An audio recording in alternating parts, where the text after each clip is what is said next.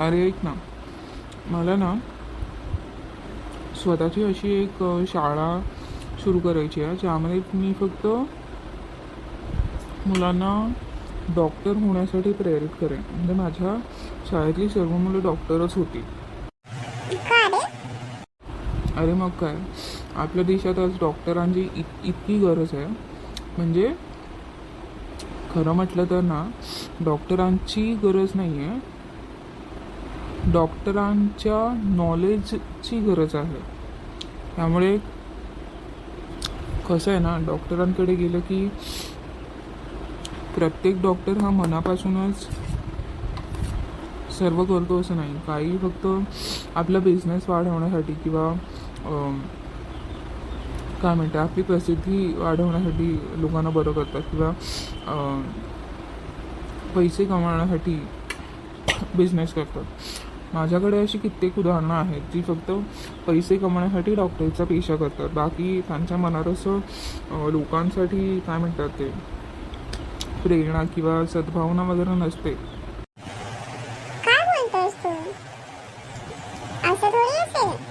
Doctor म्हटलं की त्याच्यावर किती मोठी जबाबदारी आली. म्हणजे अक्षरशः दुसऱ्यांचा जीव त्यांच्या हातात असतो.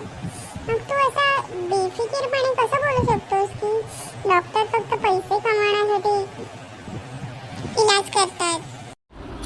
अरे जर का असं नसतं ना, तर जागोजागी क्लिनिक्स खोलले गेले नसते.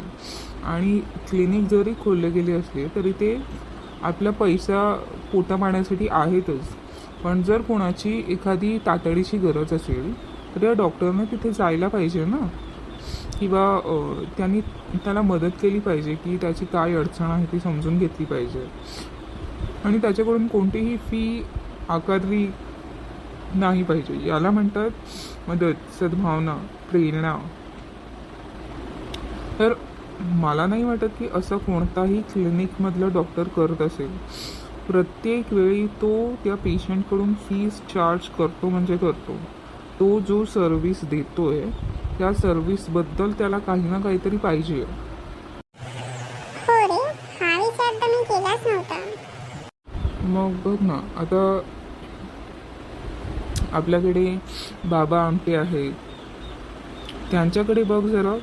ते आणि त्यांची पत्नी ते किती सेवाभाव श्रद्धेने नागरिकांची मदत करतात, है ना.